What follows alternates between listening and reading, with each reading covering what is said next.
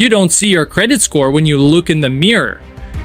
You don't write it on job applications. Most people couldn't tell you their exact number right now, but that 3-digit score quietly influences some of the biggest financial decisions you'll ever make.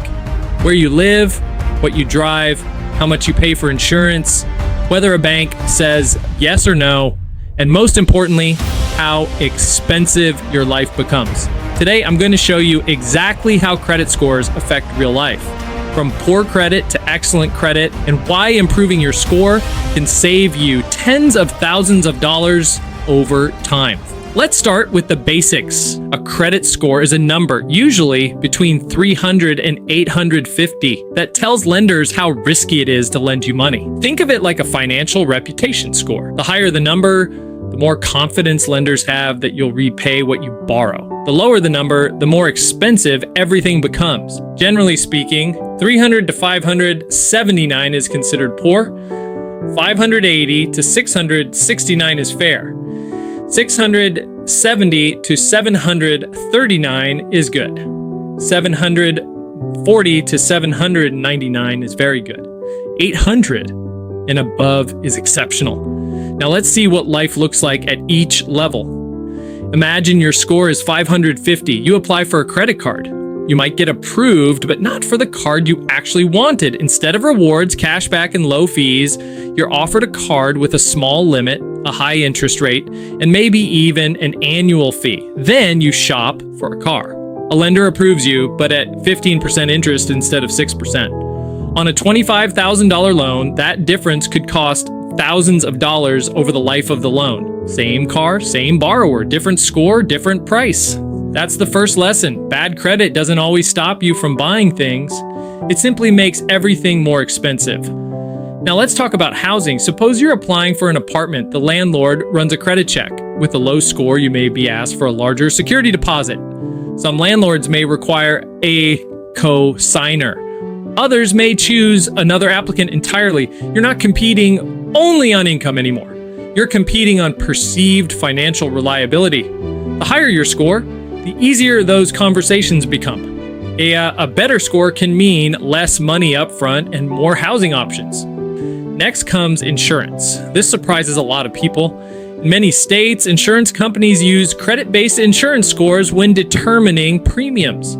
Two drivers with identical vehicles, identical driving records, and identical coverage may pay different rates because of differences in credit history. Why? Because insurers have found statistical relationships between credit behavior and claims risk. Whether you agree with that system or not, it exists, and it can affect how much you pay every month. Now imagine your score improves from 550 to 650. What changed? You started paying every bill on time. You kept credit card balances low. You stopped missing due dates. Nothing dramatic, just consistency. Suddenly, lenders begin treating you differently. Credit card limits increase. Interest rates improve. Apartment applications become easier. You start receiving pre-approval offers instead of rejection letters. The system begins rewarding behavior that demonstrates reliability. And here's something important. The biggest gains often happen in the middle ranges. Going from 550 to 650 can save far more money than going from 750 to 850. Let's move to a score of 700. Yeah, and this is where many people notice a major shift. You qualify for better rewards cards. Banks compete more aggressively for your business. Loan approvals become more predictable. When you walk into a dealership, you're no longer asking whether you'll get financing. You're comparing financing options. That's a completely different position to be in. Instead of accepting the only offer available, you can choose the best one. That choice has value. Now let's talk about home ownership. A mortgage is usually the largest loan most people will ever take. Even a small difference in interest rates can create enormous differences in total cost. Imagine borrowing $300,000. One borrower receives a 7.5% rate, another receives a 6% rate. The monthly payment difference may not seem life-changing at first glance, But over 30 years, the borrower with the lower rate could save tens of thousands of dollars, sometimes more. The house is identical. The neighborhood is identical. The bank is identical. The credit profile is what changed. This is why credit scores matter so much. They affect not only whether you can buy something, they affect how much you'll pay for it over decades. Now let's move into the 740 plus range. This is where lenders generally consider you a very low risk borrower. You qualify for many of the best advertised rates. Premium credit cards become accessible. Higher credit limits lower your utilization ratio, which can help maintain a strong score. At this point, financial opportunities begin appearing automatically.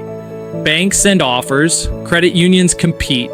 Lenders want your business. You still need to be responsible, but the financial system is no longer working against you.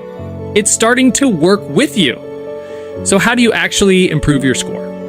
Fortunately, the fundamentals are simple. Number one, pay every bill on time. Payment history is the most important factor. One missed payment can remain on your report for years. Number two, keep credit utilization low. If your credit card limit is $1,000, try not to carry balances close to that limit. Many experts recommend staying below 30%. Lower is often better. Number three, avoid opening too many new accounts at once. Each application can generate a hard inquiry. Too many inquiries in a short period can hurt your score. Number four, keep older accounts open when possible. Length of credit history matters.